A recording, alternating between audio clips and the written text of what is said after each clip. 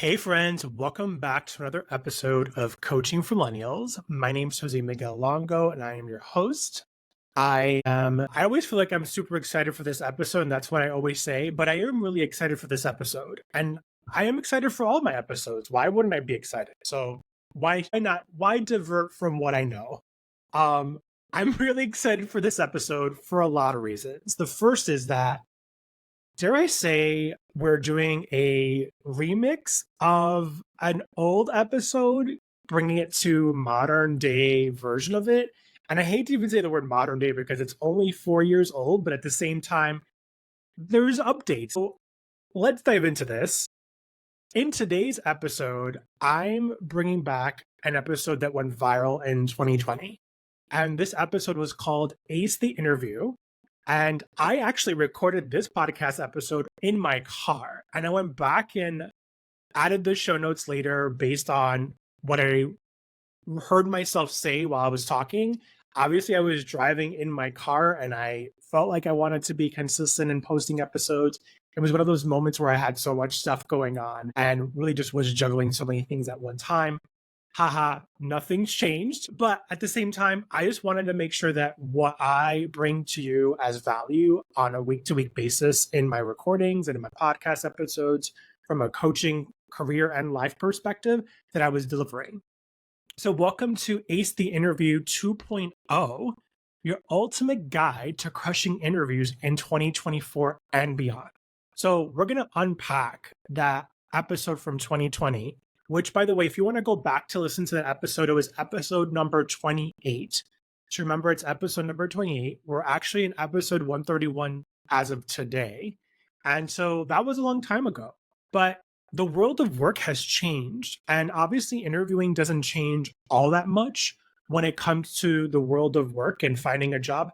However, technology does change. And in this episode, I'm going to do a dive into that episode from 2020. However, I'm going to actually share with you some of the updates that you can use when it comes to technology in your interviewing prep and skills so that you're prepared for success and getting that job. So bring your pen and paper because this one's going to be filled with golden nuggets. And obviously, as you know, you can watch this episode on our YouTube channel streaming now. And you can also listen to this if you wanted to pause, rewind, however you feel is most comfortable for you in listening to this.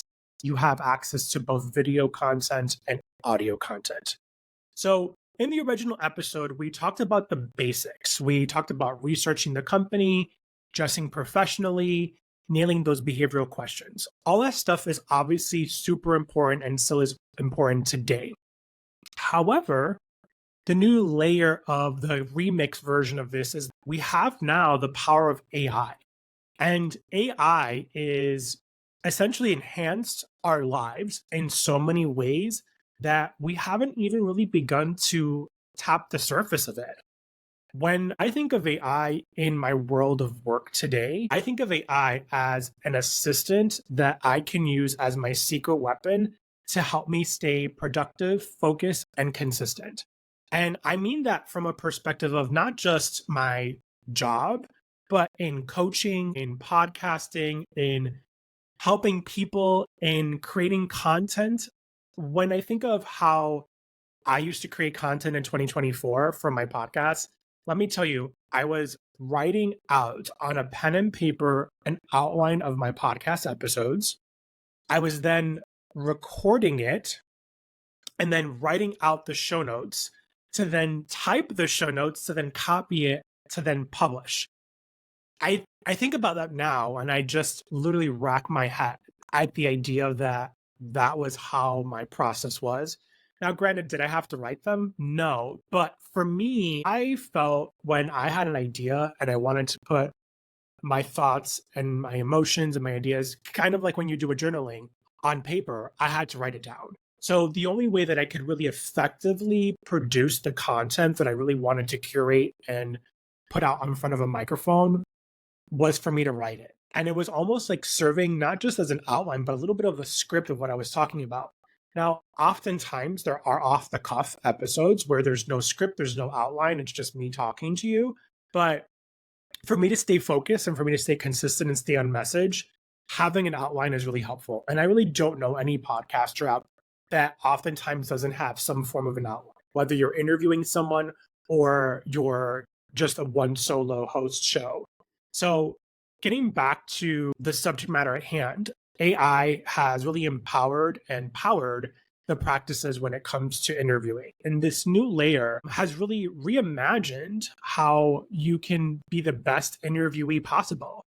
If you were to really think of how you can enhance your interviewing, not just experience from the interviewee perspective, but your experience as an interviewee in the actual interview, you have a personal interview coach available to you 24/7.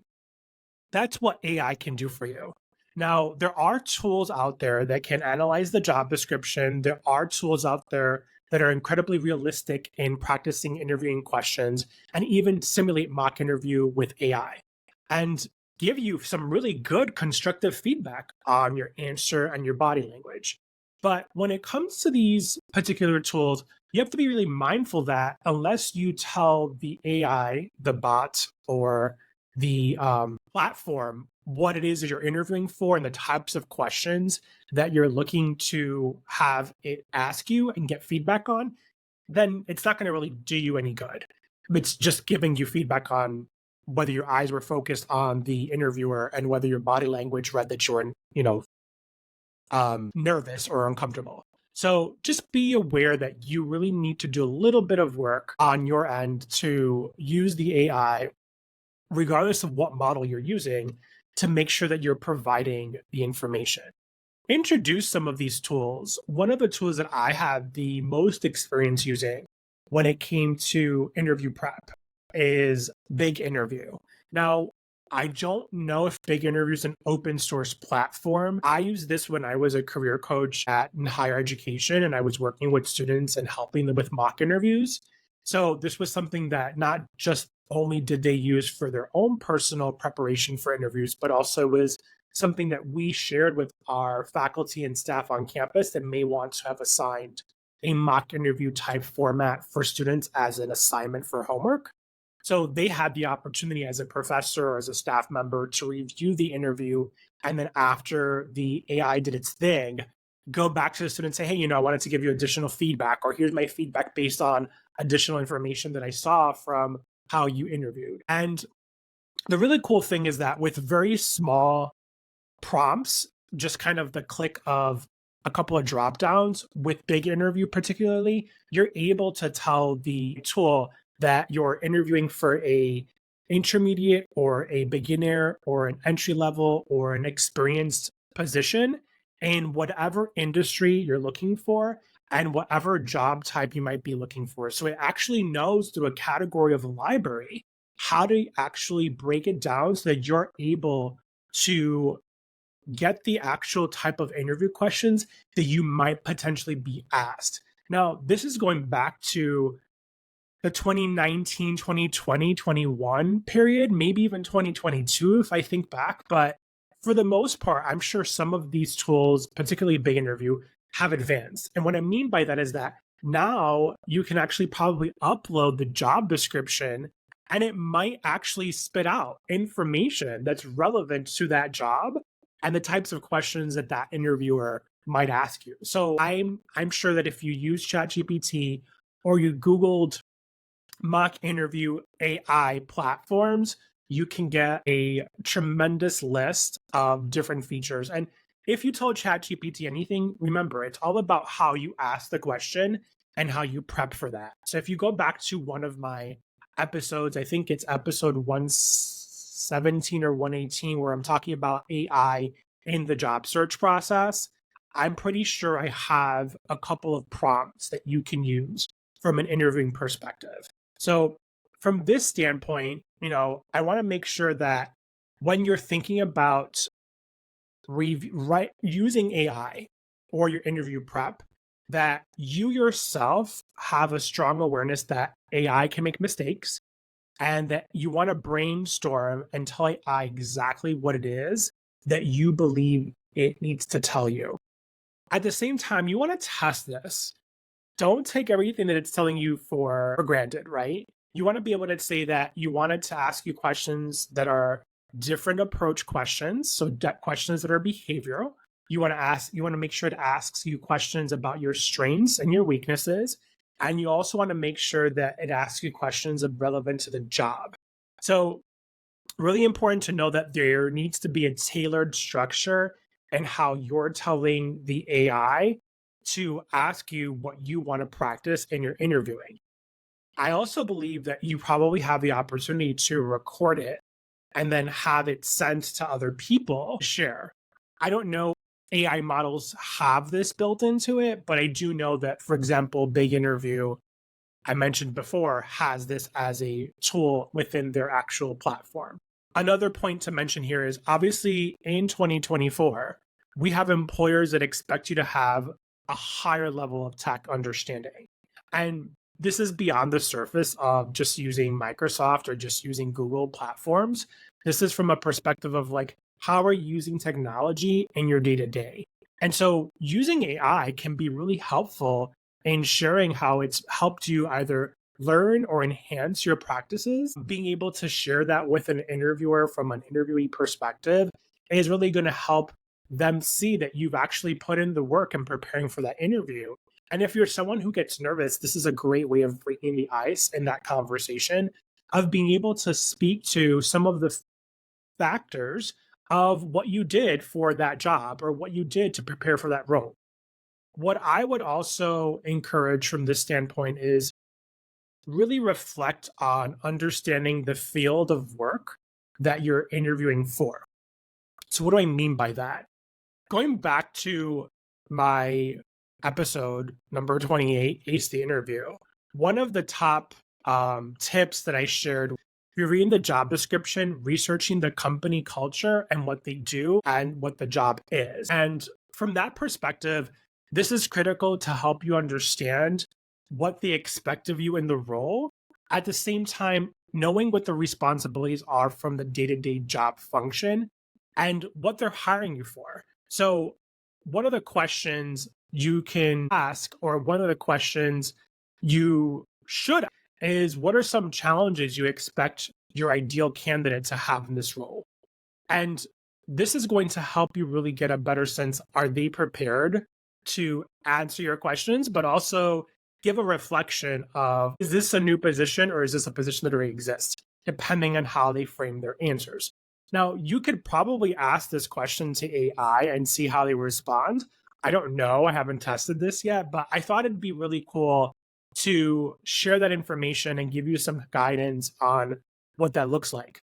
Now that I've kind of gotten the AI piece out of the way and I kind of shared all of the things that have changed from 2020 to 24 from an interview perspective, I want to actually go back to the root of how you're going to ace your interview and how you're going to be successful in preparing for your job interview.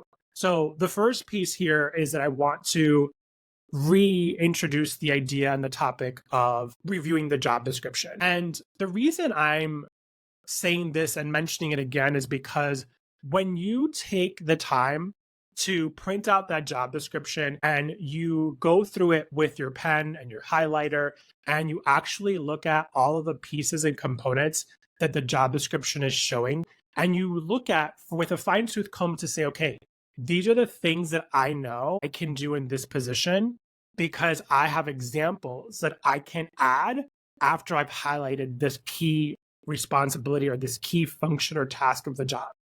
So I'm actually encouraging you to print the job description, grab a pen or grab a pencil and a highlighter and go through every single bullet in that job description to really help you understand, would you be a qualified ideal candidate for this role? That's so important. That's really step one. It's important because you want to make sure that when you are spending your time job searching, that you're aware of how much time you're dedicating in the job search process. You don't want to spend your time and your energy on jobs that aren't going to be aligned with your skills, aligned with your experience, align with your values, and align with what you're looking for from a growth perspective.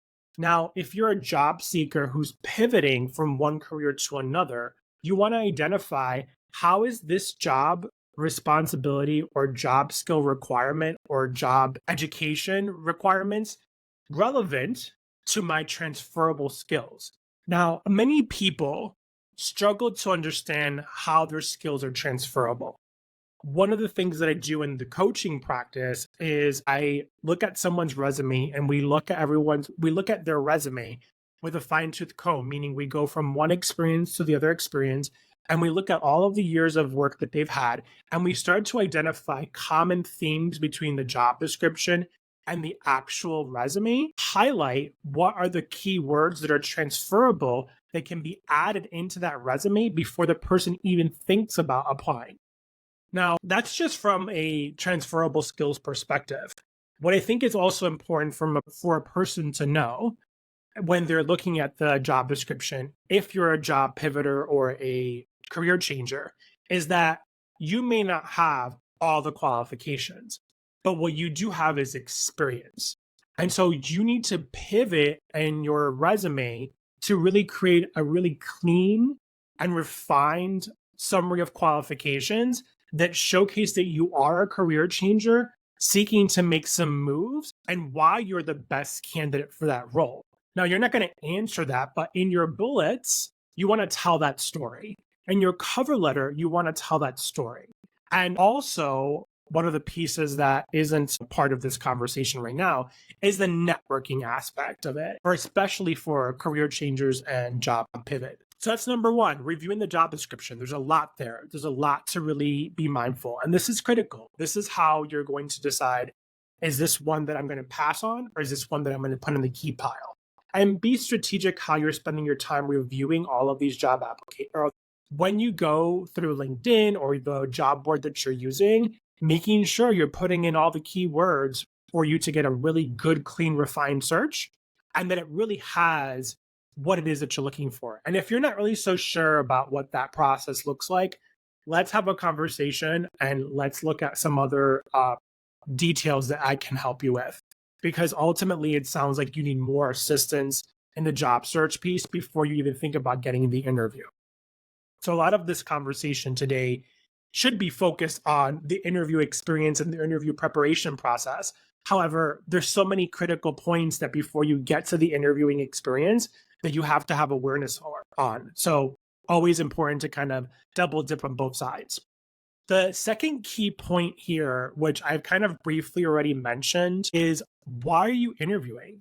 Are you qualified for this job? So if you've gotten this in the process, meaning you found the job, you applied to the job, you've gone through the soft preliminary interview, and you've gone through maybe a second round of interviews with the hiring manager, maybe you're meeting with a larger team and you're on the short list of a candidate, then you have to ask yourself, why are you interviewing or are you qualified for this job? If you're asking yourself that question again, it's because ultimately you want to make sure that as you're going through the interviewing experience or the interviewing process, that it's a good fit.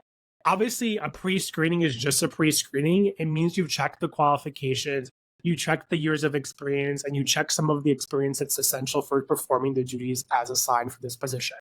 That's essentially what happens in a pre-screening.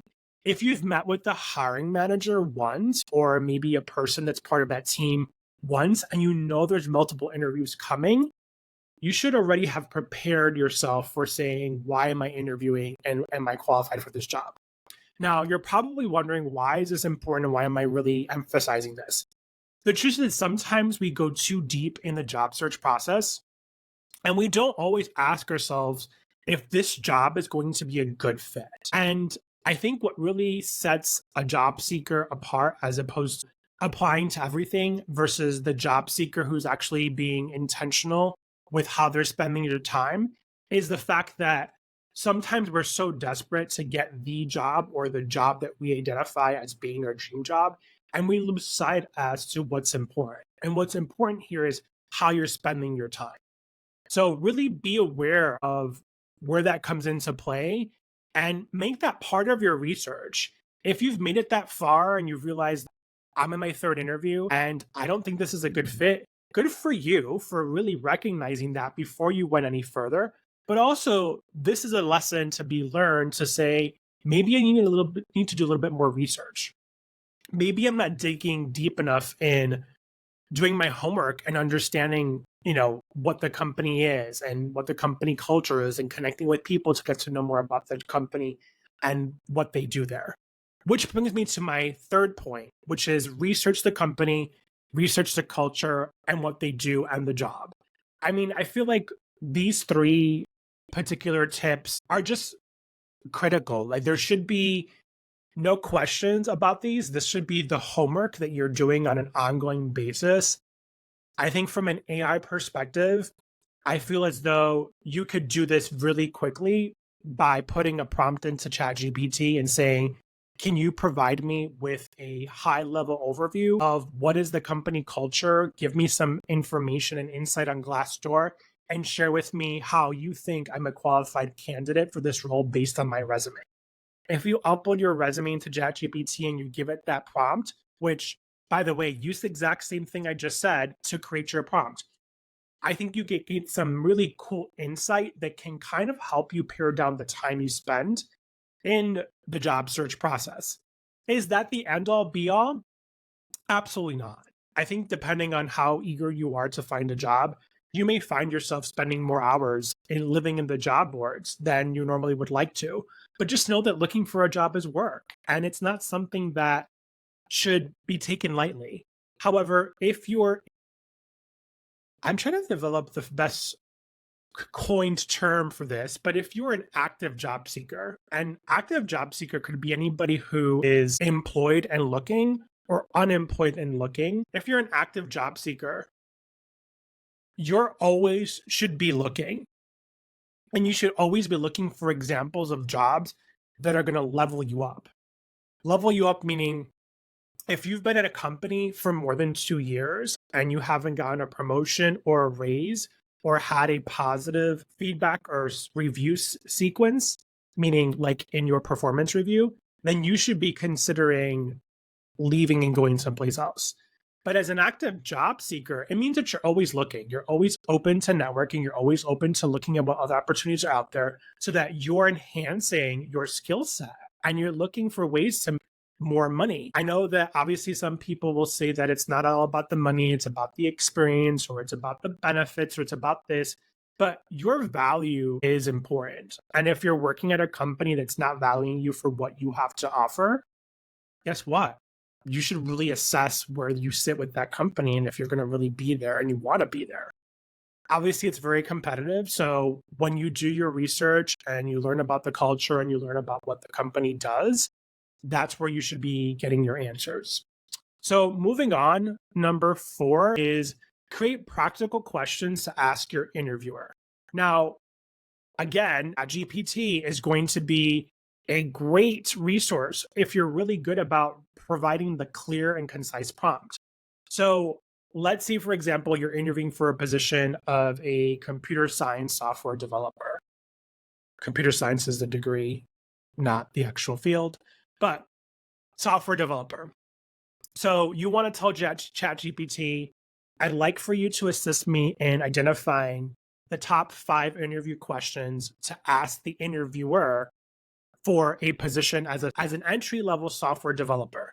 Please provide me information relevant to this company and give me these 5 questions to ask whatever. That was like a really rough example of how I would word that, but you kind of get my point. You really want to provide ChatGPT with specific information so that it gives you the best possible response.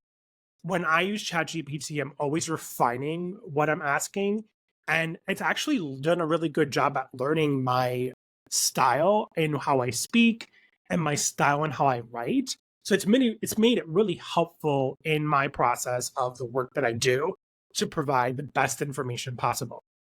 So create practical questions to ask your interviewer. Using ChatGPT is going to be the best way to go at this, but also be mindful that your questions should be your own and think about what's important to you. So from an interview perspective, Tip number 5, practice your posture, body language, and speaking. Obviously, from a mock interview perspective and using ChatGPT, I would hope that AI would recognize this from your body language if you're recording it. And you could share this with other people to really get feedback that's going to help you in your success and really being able to know if your posture straight, if your body language is showing that you're engaged, if your body language is saying that you're nervous, whatever that might look like. So really be aware of that from interview standpoint and maybe record yourself and look at that. It's not intentionally help to do that. It's not intentional to make you feel nervous. It's intentional for you to be more aware. And the more you practice that, the better you are later. Number 6, consider how you would answer behavioral interview questions.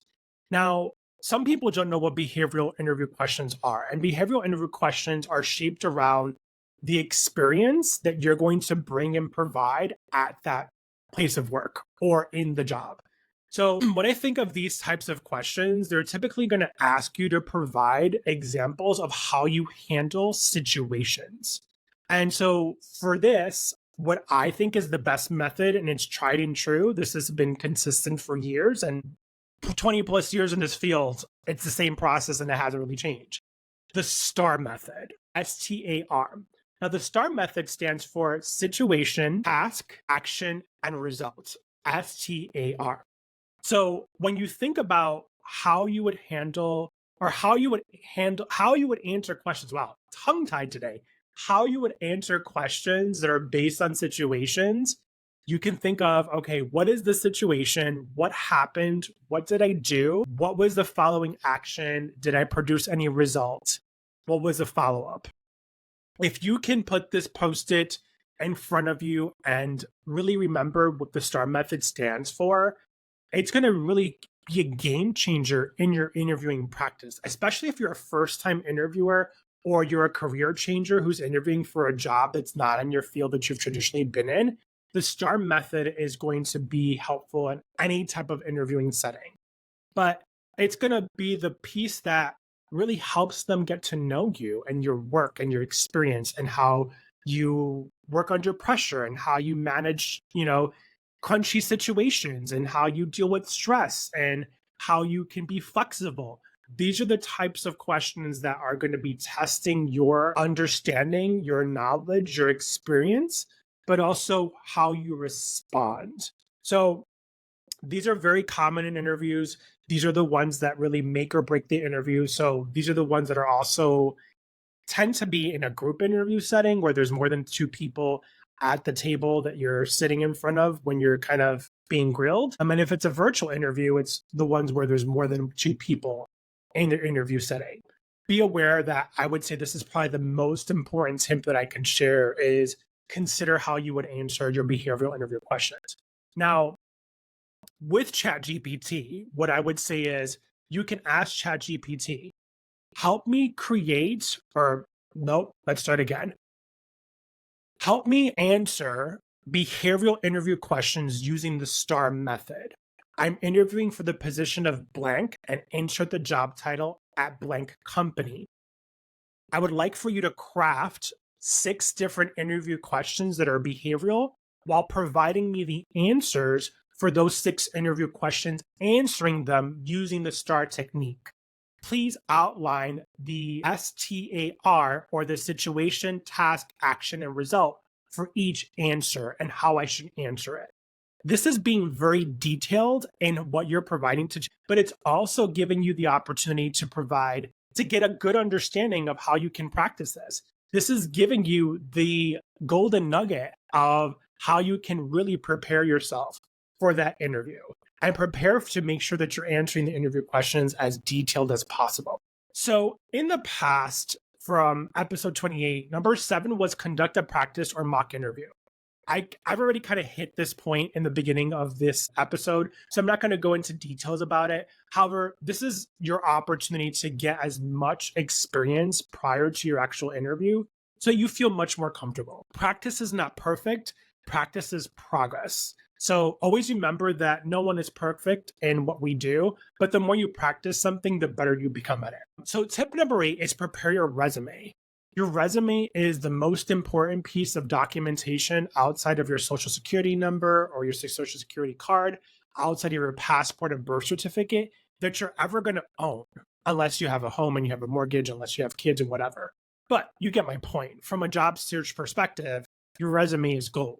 So if you're going to an in-person interview, I know this sounds very old school, but please bring at a minimum copies of your resume to give to the interviewee or interviewers. There's nothing worse than walking into an interview and maybe someone who's really old school might say, did you bring a resume with you? And you're like, oh shit, I didn't bring that with me.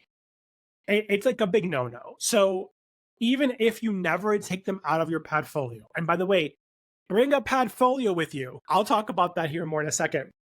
Just bring 5 of them. If you're interviewing virtually, the person who coordinated the interview for you, whoever that might be, whether it's an interview coordinator or a person who's on the HR team, they should have already shared your resume with the interviewers.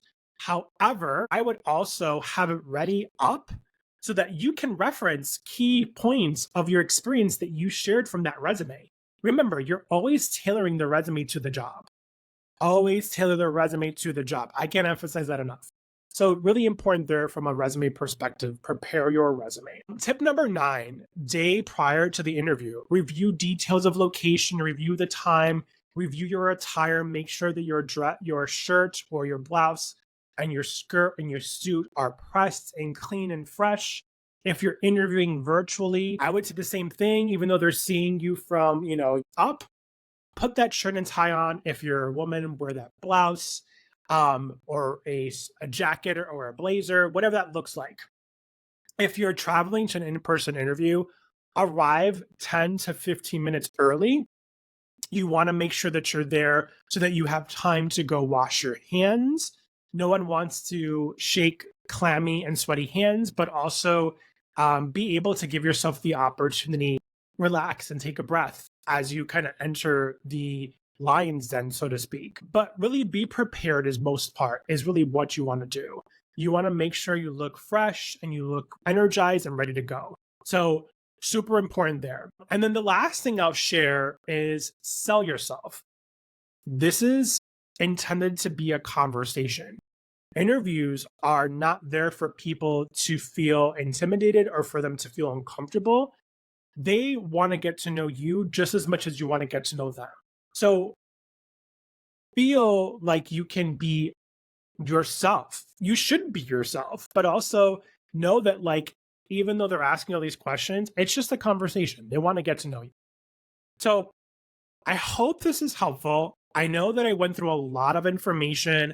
I shared with you tons of golden nuggets, but know that all of this information sits in the show notes, and all of this information you can either copy the transcription or you can download the episode or you can watch it. So you have all this in here to help you guide you.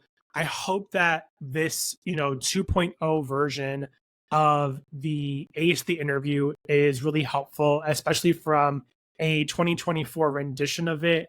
I think there's been so much information out there as we talk about what the future holds from an AI perspective, from a ChatGPT perspective, but also from a workforce job search perspective. I know that my podcast has really delivered a lot of amazing episodes and content when it comes to this topic, but I want to make sure that, given this episode was one of my most listened to episodes of all times, that I really did it justice by bringing you a fresh perspective. I hope you enjoy Ace the Interview 2.0, your ultimate guide to crushing interviews in 2024 and beyond. If you found value behind what I shared today, please share it with the world. It means the world to me when I know that other people who subscribe to the channel or to the podcast are sharing the good word, are here with intention and being able to share that information with their friends. But also at the same time, it means the world to me when someone either subscribes or goes on to Apple Podcasts or goes on to Spotify and leaves a review. And that's really helpful. Now, if you're someone who are overwhelmed by everything we just talked about for the last 30 minutes, and feel like you need some deeper guidance, go on to Coaching for Millennials and visit my website and take a look at my coaching packages. There are 3 specific coaching packages when it comes to career coaching. Let me help you. Let me help you dig deep at what is causing you to feel overwhelmed by the job search process, or maybe you're not getting any bites, or maybe your resume is not reading well, or maybe you need interviewing practice and you want to practice mock interviewing, or maybe you just need help getting yourself out there with networking.